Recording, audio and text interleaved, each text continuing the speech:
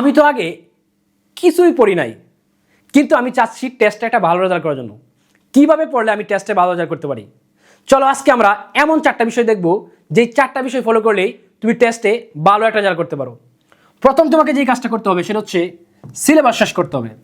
আমরা অনেকেই আছি যে একটা চ্যাপ্টারকে এত গভীরে পড়তে যাই, যে কারণে আমার ফুল সিলেবাসই শেষ হয় না।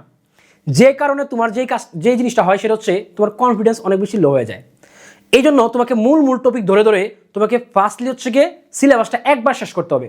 তোমার সিলেবাসটা একবার শেষ হয়ে গেলে তারপর তুমি বিস্তারিত পড়তে পারো, কিন্তু ফার্স্ট তোমাকে কী করতে হবে? একবার সিলেবাসটা গুরুত্বপূর্ণ টপিক দিয়ে শেষ করতে হবে।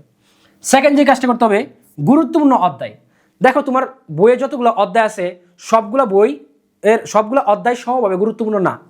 তোমাকে অবশ্যই যেই কাজটা করতে হবে সেটা হচ্ছে গুরুত্বপূর্ণ অধ্যায়গুলো আলাদা করে আগে সেই অধ্যায়গুলো সম্পর্কে একদম বিস্তারিত তোমার হচ্ছে গিয়ে প্রিপারেশন নিয়ে নিতে হবে, তুমি যাতে ভালো করে পরীক্ষা আনসার করতে পারো। তোমার যেহেতু 7টা সিকিউ আনসার করতে হবে, তাহলে যেই 7টা অধ্যায় পড়লে তোমার 7টা সিকিউ 100% কমন পড়বে, ওই অধ্যায়গুলোকে আলাদা করে আগে তোমাকে ভালোভাবে শেষ করে ফেলতে হবে। তারপর যদি তোমার সময় থাকে তারপর হচ্ছে পর্যায়ক্রমে তুমি হচ্ছে পরের অধ্যায়গুলো পড়ে ফেলবা। তার যে কাজটা হবে সেটা হচ্ছে মডেল টেস্ট।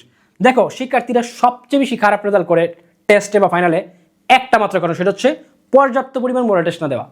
অর্থাৎ বোর্ড স্ট্যান্ডার্ডে তুমি যদি আগে বাসায় বা কোনো জায়গায় যদি পরীক্ষা না দাও, তাহলে তোমার হচ্ছে ওই সম্পর্কে ধারণা থাকে কম। যেহেতু তুমি হচ্ছে মডেল টেস্ট দিয়ে অভ্যস্ত না বা বোর্ড স্ট্যান্ডার্ড প্রশ্নে পরীক্ষা দিয়ে অভ্যস্ত না, তাই হুট করে একদম টেস্ট পরীক্ষায় গিয়ে বা ফাইনাল পরীক্ষায় গিয়ে তুমি এরকম বড় একটা পরীক্ষা দিতে তুমি কিন্তু স্বাভাবিকভাবেই একটু ভয় পাও, এবং তুমি কিন্তু তোমার পারফরমেন্সটা একদম 100-100 হয় না। এই জন্য তোমাকে প্রচুর পরিমাণে মডেল টেস্ট দিতে হবে বাসায়, ঠিক আছে? যেই কাজটা পরিবর্তন করতে হবে রিভিশন। দেখো আমরা শুধু পড়েই যাই, আমরা সামনের দিকে শুধু পড়ে যাচ্ছি, আমরা রিভিশন দিই না। শিক্ষার্থীদের অন্যতম একটা কারণ হলো খারাপ রেজাল্ট করার রিভিশন না দেওয়া। একজন শিক্ষার্থী যে যত বেশি রিভিশন দিতে পারবে, তার প্রস্তুতিটা তত বেশি গোছানো হবে এবং সাস্টেনেবল হবে। পরীক্ষার হলে আমরা স্বাভাবিকভাবে অনেক কিছু ভুলে যাই। এই ভুলে যাওয়ার কারণ হচ্ছে একাধিকবার রিভিশন না দেওয়া। সো তোমরা চাইবে কমপক্ষে 4 থেকে 5 বার একটা চ্যাপ্টার রিভিশন দেওয়ার জন্য।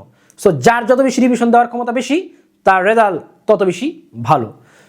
পুরো একটা কমপ্লিট কোর্স যদি তোমরা হচ্ছে গিয়ে মানবিক শাখা চাও, তাহলে 26 ব্যাচের জন্য আমরা হচ্ছে 2.0, কামব্যাক 2.0 এবং হচ্ছে গিয়ে মিশন A+ 27 ব্যাচের জন্য, এবং উভয় ব্যাচের জন্য হচ্ছে ইকোনমিক্স স্ক্যানার একটা সিঙ্গেল কোর্স।